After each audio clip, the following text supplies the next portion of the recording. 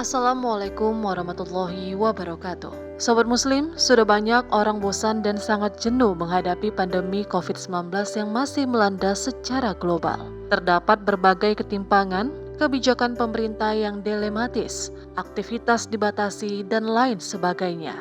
Namun sebagai Muslim yang taat, bagaimana sikap terbaik yang harus diambil? Terlebih pandemi belum diprediksi kapan akan berakhir. Sebenarnya apa hikmah yang ada di baliknya? Pandemi COVID-19 adalah cobaan dari Allah Subhanahu wa Ta'ala. Biasanya suatu cobaan turun untuk membedakan mana hamba yang benar-benar beriman kepadanya dan mana yang sebaliknya. Dalam Al-Quran, Allah Subhanahu wa Ta'ala berfirman, Allah sekali-kali tidak akan membiarkan orang-orang beriman menetapi kondisi yang kalian alami sekarang, yaitu bercampurnya orang yang ikhlas beriman dan tidak ikhlas beriman. Sehingga Allah akan memisahkan orang buruk atau munafik dari orang baik atau mukmin. Ayat ini berkaitan dengan Perang Uhud, salah satu peperangan yang paling menguji keimanan umat Islam. Saat itu banyak cobaan yang Allah turunkan, seperti banyak sahabat yang mati syahid dan pasukan musuh yang mendominasi peperangan setelah pasukan pemanah dari umat Islam terkecoh. Bahkan Rasul pun sendiri dikepung oleh musuh hingga hampir saja terbunuh. Demikian pula pandemi COVID-19 yang merupakan cobaan dari Allah Subhanahu wa Ta'ala, bisa jadi untuk membedakan antara Muslim sejati dan yang bukan. Untuk itu perlu kiranya kita memahami sebenarnya apa rahasia Allah menurunkan cobaan ini dan bagaimana sikap terbaik yang seharusnya diambil. Salah satu tujuan Allah menurunkan cobaan adalah menjadi pelebur dosa bagi hamba-hambanya. Semakin besar cobaan, semakin banyak pula dosa yang dilebur. Rasulullah SAW bersabda, tidaklah seorang muslim tertimpa suatu penyakit dan keletihan, kekhawatiran dan kesedihan, dan tidak juga gangguan dan kesusahan, bahkan duri yang melukainya. Melainkan dengan semuanya itu, Allah akan melebur kesalahan-kesalahannya.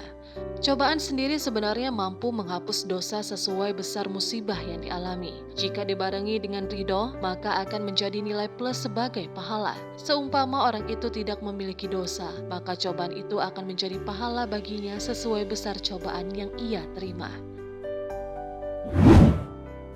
Kemudian cobaan mengangkat derajat manusia. Saat Allah menurunkan suatu cobaan, ada kalanya Allah ingin mengangkat derajat seorang hamba di sisinya. Rasul pun bersabda, manusia yang paling dahsyat cobaannya adalah para nabi, kemudian orang-orang mulia selevel di bawah mereka, lalu orang-orang mulia selevel di bawah mereka.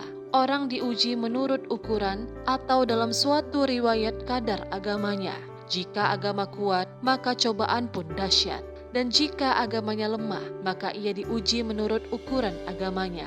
Maka cobaan tak henti-hentinya menimpa seseorang sampai ia membiarkannya berjalan di muka bumi tanpa punya kesalahan lagi. Hadis riwayat At-Tirmizi, dan ia berkata, ini hadis Hasan Sahih. Hadis ini menjelaskan semakin tinggi derajat hamba di sisi Allah, semakin besar pula cobaan yang dipikulnya. Karena itu, seorang nabi sebagai hamba paling tinggi derajatnya di sisi Allah mendapat cobaan yang paling besar. Yang terakhir adalah cobaan menjadi balasan dosa. Terkadang Allah menurunkan cobaan untuk menjadi balasan atas dosa yang diperbuat manusia. Rasulullah SAW pun bersabda, sesungguhnya seseorang akan dihalangi rezekinya karena dosa yang dilakukannya. Hadis riwayat Ibnu Majah. Hadis di atas menjelaskan akibat dosa yang diperbuat seseorang bisa diberi cobaan dari Allah. Seperti ketika seorang muslim bermaksiat, Allah akan menurunkan cobaan kepadanya. Harapannya, cobaan itu dapat menjadi penyebab dosanya terlebur. Sobat Muslim, setelah mengetahui 3 tujuan Allah menurunkan cobaan, semoga kita lebih bijak lagi dalam menghadapi berbagai musibah. Terutama musibah pandemi COVID-19 sekarang ini. Pandemi adalah cara Allah menghapus dosa sekaligus mengangkat derajat hamba-hambanya. Wallahu a'lam. Wassalamualaikum warahmatullahi wabarakatuh.